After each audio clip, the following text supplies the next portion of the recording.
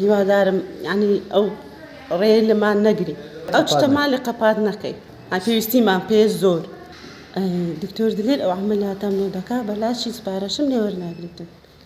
دەستی خۆشبی و ئەوڕۆ ڕۆژی دووشەمە ئەمە لە بۆ چار کەسی بەخێر عملیاتی دەکەین یەک لەوانە کچبی عمری 30 ساڵ زیاتر بی و قەڵەو بیتن چەند سارە عمرت؟ 30 ساڵە عمری 30 ساڵە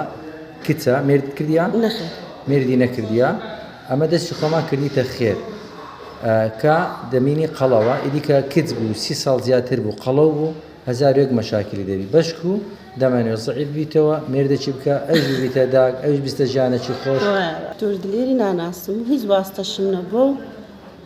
یەکتریش ناناسم مارتان لە چێ دەربووم؟ سەرکارێز ماری لە سەرکار بە عشاری پێدەنێت تڕحێوەنیە ماری لە تڕحێویە لەکەم حکوومەتی پێدێنێت سەرکارێز ئەوە سەڕێ مەغموری کن مامزاوی ماری لەوێن دەرە کچە فەقیرەکە باب چیش دەکا باوکم نەماوە بابی نەمایە داچشم نەماوە لەکەم داچی نەمایە بابی نەما لە کچەی برام دەژم لەکن برایشی دەژیتن 30 ساڵ زیاتر ئەمنەوە عملیاتی بەخێر لە بۆ دەکەم واست کردی بوو بابام؟ ناوەڵڵا بەخوای چ واسەشی نەکردویت کە هات قەزیەکە ئەوها لەبوو ئیشەکەم لە بۆی کرد ئەم گوتتم لیژنەکە غەدری دەکاتن با غەدری نەکاتن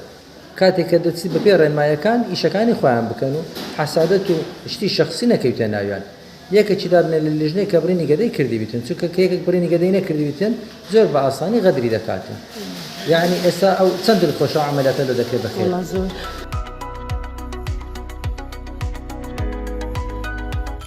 میهرەبانی دڵسۆزی و لێزانی